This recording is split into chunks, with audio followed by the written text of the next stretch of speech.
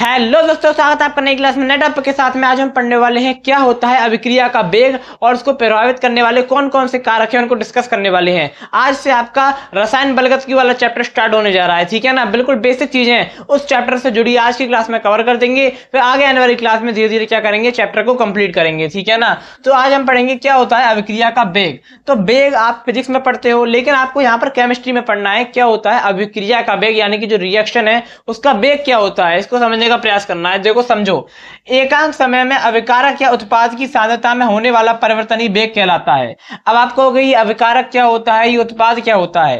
तो जैसे कि कोई रिएक्शन होती है तो उसमें एक अभिकारक होता है, ठीक है, जो क्रिया करता है और उसके फलस्वरूप क्या बनता है, उत्पाद बनता है, ठीक है ना। जैसे आपने घर पे क्या बनानी है, शाही पनीर की सब्जी बनानी है, तो क्या करोगे, पनीर लाओगे, मसाले लाओगे, नमक, जो भी चीजें हैं उसके लिए उससे रिलेटेड जो पनीर में तो शाही पनीर में होंगी वो सब चीजें लेके आओगे, ठीक है ना। फिर क्या करोगे, ये आपका क्या है, ये आपका अभिकारक है, ठीक है ना।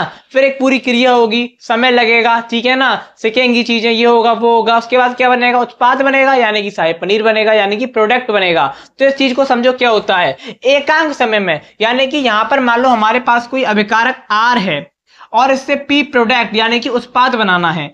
तो ये जो क्रिया हो रही है आर से पी बनने की, यहां पर मान लो 7 है अंक, यहां पर मान लो बाद में अंक 2 हो जा रहा है, तो यहां पर कुछ बदलाव हो रहा है, यानी कि कुछ क्रिया हो रही है, कुछ बदलाव हो रहा है, कोई चीज बन रही है, ठीक है ना। तो क्या हो रहा है, यहाँ पर कुछ समय लग रहा है, तो इसी को हम अभिक्रिया का वेग कहते हैं। डेफिनेशन को समझो, एकांक समय में अभिकारक और उत्पाद की जो सांद्रता है उसमें जो परिवर्तन हो रहा है, ठीक है ना, पहले वो कुछ और थी लेकिन एकांक समय यानी इकाई समय में उसमें जो परिवर्तन हो रहा है उसे हम क्या कहते हैं, अभिक्रिया का वेग कहते हैं। तो क्या होता है अभिक्रिया का वेग, एकांक समय में अभिकारक और उत्पाद की सांद्रता में जो होने वाला परिवर्तन है उसी को हम क्या कहते हैं, अभिक्रिया का वेग कहते हैं, ठीक है ना। आप समझो क्या होता है, जैसे कि मान लो मानक किसी समय dt में, यानी कोई समय है dt, ठीक है ना, dt में अभिकारक में उत्पाद में परिवर्तन dx होता है, यानी कि जो अभिकारक से उत्पाद में जो परिवर्तन है वो कितना परिवर्तन हो रहा है, dx हो रहा है, कितने समय में हो रहा है, dt समय में हो रहा है।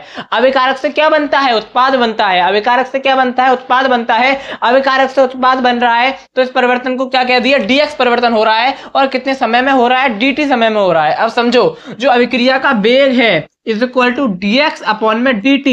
dx क्या है, ये अभिकारक के उत्पाद की सांद्रता है, और आपका dt क्या है, ये समय है। तो आप इसको इस प्रकार से भी लिख सकते हो, अभिक्रिया का वेग इज इक्वल टू अभिकारक के उत्पाद की सांद्रता में परिवर्तन अपॉन में समय, कितने समय में हुआ, कुछ समय लगेगा। अब आप पनीर इकट्ठा करोगे, चीजें इकट्ठी करोगे, उसके बाद शाही पनीर बनेगा, एक प्रोसेस होगा, तो इसमें क्या होगा, समय होगा और सांद्रता में भी परिवर्तन होगा चीजों की। तो यही क्या है, आपका अभिक्रिया का वेग है। इस प्रकार से आप ले सकते हो, अभिक्रिया का वेग is equal to dx upon में dt। dx क्या है, आपका अभिकारक के उत्पाद की सांद्रता में होने वाला परिवर्तन है, और आपका dt क्या है, समय है, ठीक है ना।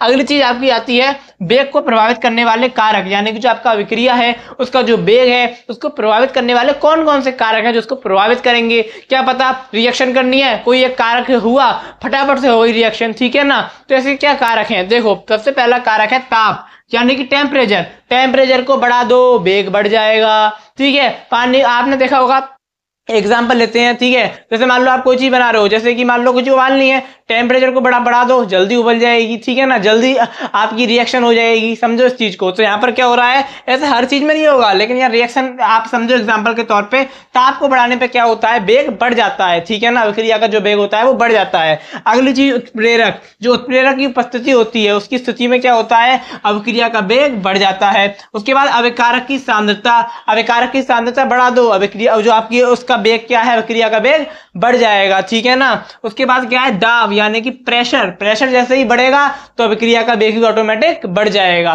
तो ये सारे क्या है, कारक हैं अभिक्रिया को वेग को बढ़ाने वाले, ताप, उत्प्रेरक, अभिकारक की सांद्रता और दाब, ठीक है ना। ये चारों कारक आपको याद रखने हैं, इंपॉर्टेंट हैं। और अभिक्रिया का वेग क्या होता है मैंने आपको डिटेल कर दिया है, आप इसका स्क्रीनशॉट ले सकते हो। तो आशा करता हूं कि आपको समझ में आ गया होगा, बिल्कुल इजी वे में मैंने आपको समझाने का प्रयास किया है। एक बार और दोहराओ, क्या होता है अभिक्रिया का वेग, एकांक समय में अभिकारक और उत्पाद की सांद्रता में होने वाला परिवर्तन अभिक्रिया का वेग कहलाता है। इसको प्रभावित करने वाले कारक कौन कौन से, 4 कारक, ताप, दाब, उत्प्रेरक और अभिकारक की सांद्रता, ठीक है। तो आशा करता हूं कि आपको समझ में आ गया होगा। अब मैं आपको मिलूंगा एक और नई क्लास में नए टॉपिक के साथ में, तब तक के लिए जय हिंद, जय भारत।